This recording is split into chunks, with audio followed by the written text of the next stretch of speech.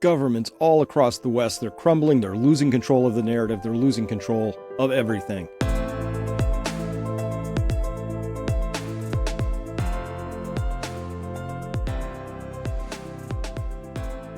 Hello, I'm Dr. Chris Martinson of Peak Prosperity. I want to talk with you about, well, we're in the fourth turning, obviously, and we're seeing the great breakdown of society. And you can measure that in all different kinds of ways, right? You can see it in the crumbling infrastructure. You can see it in homeless people. You can measure it in the despair that exists among the youth, declining birth rates, because why bother? All kinds of things can give you those clues. Our job is to have the eyes to see, the ears to hear, so that we can actually make sense of this. So I'm going to help that today, starting here. These are British police officers, and I don't know if this was like a training skit for a comedy show, but okay. Here you've got a high testosterone male over there. You got engaged 2 police officers. Here you've got 2 more wrestling away. You got a female and a dude, just not able to contain that guy. Again, too much testosterone. But watch this. Here comes a third party entering in, starting to interfere with the police officer. And this guy, what's this other officer doing? What's he doing? What is he even doing? He walked away. He's calling something on the radio. Dude! What? Oh, way to activate there, Sir Beta Male. Oh my God. This is sad to watch. There is just no chance in the world that these officers are up to this task. What can I tell you at this point? Take the sound off of that. We don't need to hear people screaming. So, and again, there she goes, wading back in and creating all sorts of mischief. And here comes somebody else coming in to the problem, to the situation. And wow, this is just no good. Now we're out of control. Oh no, now you got an officer on the ground under the wheels of a bus, which hopefully is going to stay there, right? Somebody else being dragged off. And where is Officer Beta Male still? Oh, there he is. There he is. That is comically bad. Comically bad. They are so outmatched. Nothing can be done here. That this is a nation in decline. Speaking of which, though, I am really interested in this, which is that it turns out they put up 7 yesterday and 10 were taken down. They're talking about these ULEZ, the ultra low emission zone cameras. The Blade Runners is a organized group in West London, and they're taking these towers down within 24 hours of being installed. These ULEZ zones, the ultra low emission zone, these are going to charge drivers a daily fee of £12.50 for driving vehicles that don't meet arbitrary minimum emission standards. So they're going to charge you extra to drive on your own roads, which you already paid for with your taxes anyway. And of course, what this is just a luxury tax. So people who have the money, drive whatever you want. Who cares? Extra £12.50 a day. Meaningless. But for people on the low end of the spectrum who can't afford one of your fancy ultra low emission vehicles, this is just now a hyper-regressive tax. So, of course, the real purpose of these cameras is to help keep low-income people off the roads so that they're less congested for rich folks, right? That is the actual, because it doesn't do anything for emissions. Let's be honest about that. But this is fun. Outside Churchill's Fish Bowl, we've got 3 new units here, installed yesterday. And have a look at that. See the burning on the lens? I think George and the Dragon have been about. So, yeah. Ain't getting nothing out of this one. Less than 24 hours yet again. Same with that one there. Have some of that. Boy's been busy last night. This is number 3 and 4 I've seen. 5's over there. Yeah, getting on patrol, folks. Have some of that. Oh, this one's had a triple bubble on it. So we've had George and the Dragon and the Squirters in it as well. So yeah, this was a brand new unit yesterday, folks. Right outside Churchill's Fish Bar here, yeah, a bit of fish and chips. Yeah, nothing for Khan though. He ain't getting no rewards around here. I'm loving the glee in this guy's voice, right?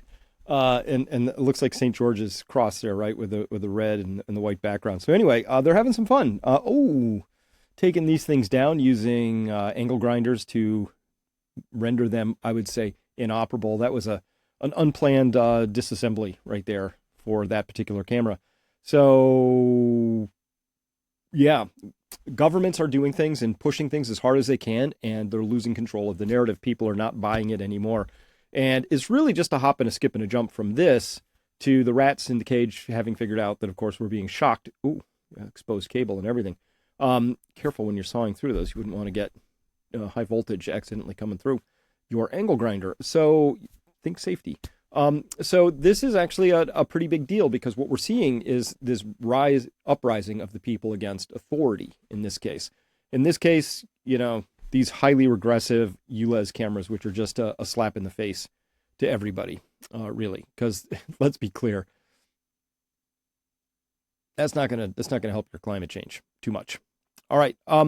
But then this is a must-watch as well. Here in the United States edition of Crumbling Government, this is one of the most astonishing things I've ever seen, which is we have government workers who are openly flouting the laws of the government and getting in basically no trouble, getting some tongue lashings. But this is possibly one of the most perplexing exchanges you'll ever see. This Representative Mifune, the Democrat from Maryland, he appears shell-shocked again. Loss of words. He doesn't even know what to do. He just yields some of his time back. He's like, I don't know what to say here. That you want this committee to know about these so many allegations that have been sent your way.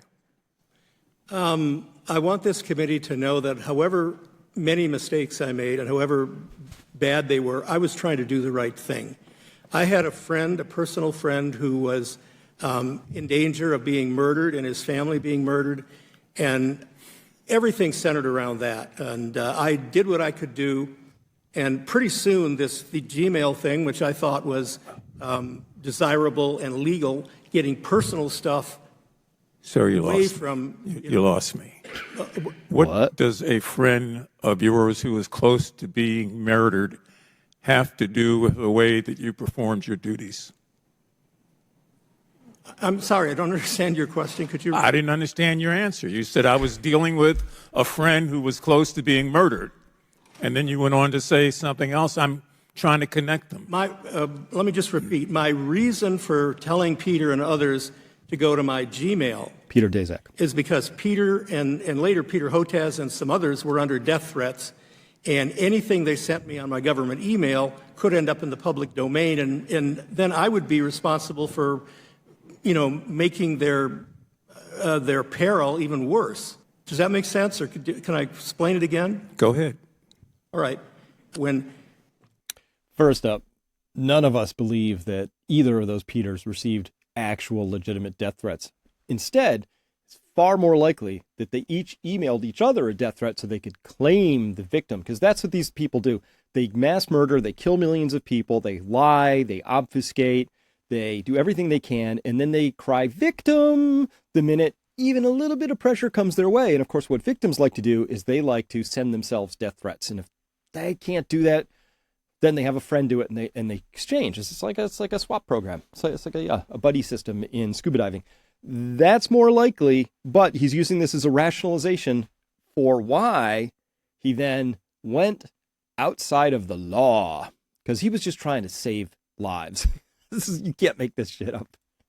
When Peter Daszak contacted me in early 2020 and let me know that an email that he had sent me to my government NIH email had ended up being published in a journal or something, and that it was personally embarrassing to him, I said to him, as I said several times to him, why are you sending it on my government email? This is not government business. It's your personal thing about your state of mind, about your security arrangements, that if known, your address being published, if your security arrangements are known, then people trying to kill you could make it, could maybe do it. And I felt responsible for that. So Peter was very upset, and I was upset too. Well, Dr. Morens, what else do you feel responsible for? Pardon?